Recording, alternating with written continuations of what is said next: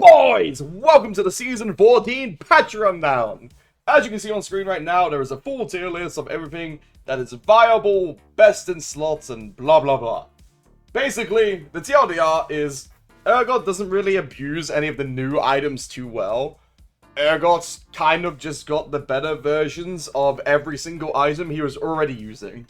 So, I know some people disagree on Black Cleaver. Black Cleaver overall is buffed. 6% armor pen is about 200 gold value. The item goes down 100 in cost, so we're paying about 100 more than we would for the 6% armor pen. But Black Cleaver losing ability haste is good. Urgot doesn't care about the ability haste because obviously W is a toggle.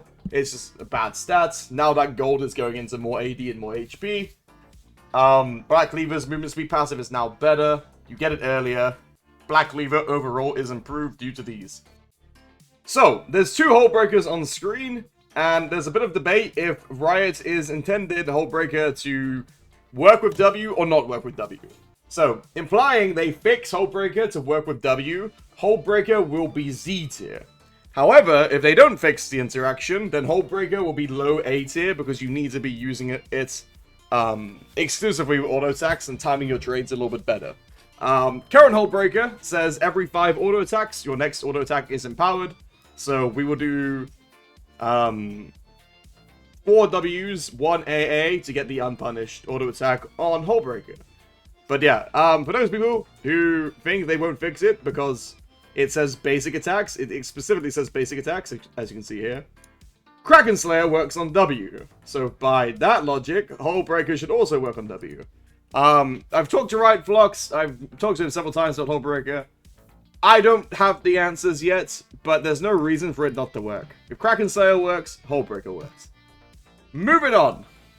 Sterax is overall improved. Strikebreaker now gives you 20% movement speed per target hit, maybe 30%, I'm not sure off the top of my head. And whoever's editing this video, put Strikebreaker on the screen right now! Youmuu's goes down by 200 gold. It's just a good lethality item. Serrated Dirk is unchanged. Better build bar for Youmuu's. Guardian Angel costs more, but is better statted. Jak'Sho is going to become a very good item on Urgot because you're going to get 60 plus 60 resistances once the item is fully scaled up. Since Gargoyles is removed, Jak'Sho is just going to be that last item, Slam Resistances item. It's going to have a lot of synergy with your builds because you're going to go Stridebreaker, Black Cleaver, Sterax, and stuff that makes you tankier. So, Jak'Sho is a very good item. This item is called Opportunity. Opportunity is gain lethality out of combat. It has good synergy with Youmuu's, but you'll probably want to be starting Youmuu's always, IMO. Edge of Night is just good lethality pairing. More is situationally good, but Sterax is so much more broken than More, you probably never go More. But the enemy team is 5 AP, More is good, right? Spirit Visage is pretty much unchanged, anti-healing. This item is Unending Despair. Unending Despair basically says, while in combat for 7 seconds, deal magic damage to the nearest enemy champions, healing for 175% of damage dealt. Note, it says champions, so this means it's it can hit multiple targets. So it does 40 as a base damage, I believe. Scales with HP and ramp. If you hit 3 enemy champions with it, you will heal for like 260 because 3 enemy champions are nearby. This is a constantly going effect, so after 7 seconds again, heal 260, 260, 260. This item probably is better belonging on tanks like Dr. Mundo, but the stats it gives, 400 HP, 55 armor, 10 ability haste, and it is 2,000 Angel Gold. I expect this item to be pretty good, but more on the tankier side of things, so maybe for the Jak'Sho enjoyers, Unending Despair is for you.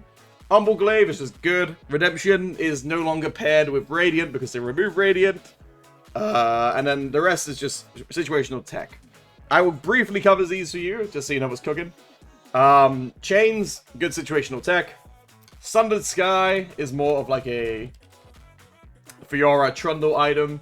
TLDR, it says the first sack against enemy champion will crit and heal. It's like Divine Sunderer, but not as good because it's on a 8-second cooldown. But this will make some matchups polarizing. It won't really matter. Frozen Heart is probably A tier. I'm being safe with Frozen Heart. Frozen Heart is just, the cost got reduced, and it's just a very good item. So you're going to be seeing a bunch more Wardens players, unfortunately, because of how good Frozen Heart is. They reduced the cost on it, I believe, to 2,300. It builds out of Warden's Mail and Glacial Buckler, plus 400 gold. So yeah, unfortunately, we're going to be seeing a lot more Frozen Hearts being built. So if you see a Frozen Heart user, keep your W on. Bork is against Heartsteel. You might see Heartsteel have a resurgence because Heartsteel is no longer a mythic. The ask for it isn't as big. Dead Man's Blade is actually much improved. I think Dead Man's is like a high contender for A tier. Remains to be seen, but keep your eyes out for Dead Man's. Dead Man's could be A tier potential, could even be S tier potential, depending on how good it ends up being. Dead Man's is completely reliant on being a good or bad item. Right now, I don't know if it's good or bad, so I went safe and put it in B. But TLDR, it says, while moving, gain bonus movement speed. Your next attack discharges the build-up movement speed to deal 40 plus 100 base AD bonus physical damage. The passive is the strength of movement slowing effects is reduced by 25%, 300 health, 45 armor, 5% movement speed. So if you're going for macro, if you're playing around the map, you're against a full AD team, I could definitely see Dead Man's being in the A tier, so keep your eye out for it. The next item next to it is Trailblazer. Trailblazer. While moving, gain 20 bonus movement speed. At max speed, create a trail that speeds up ally champions' move speed by 50% of yours. Your next attack discharges movement speed and slows the target for 50 seconds. This is mostly going to be a support item. Think Leona, think Nautilus.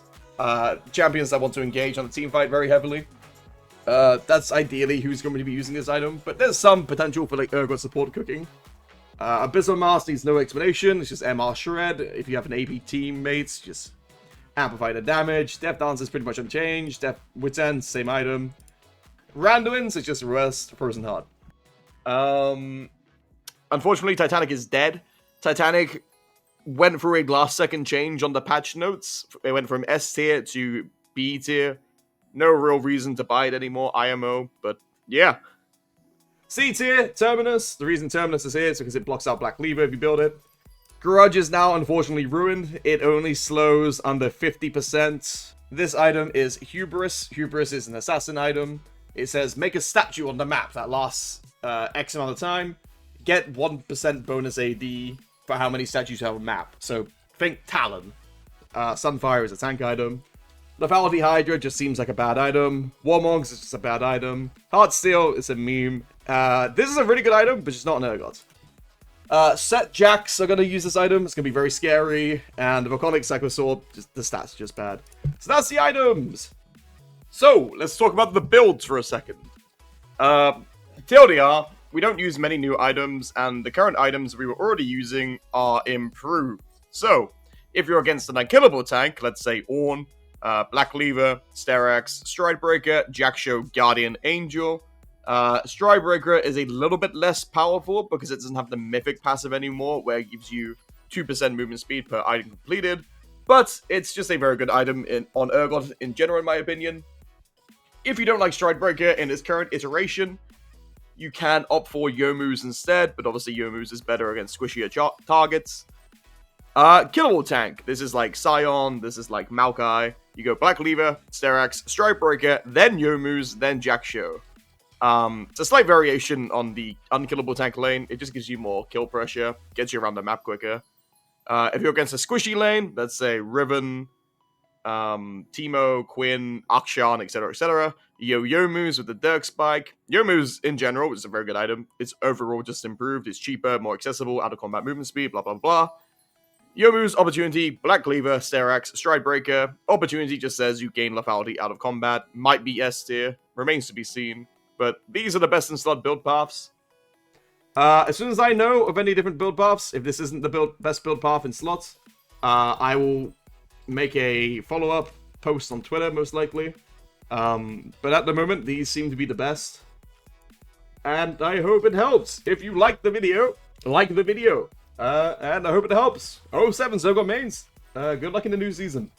I will be live every single day. I'm actually doing a subathon starting on the 10th. If you want to drop by and say hello. So yeah, 07s. Both of these will be on Twitter.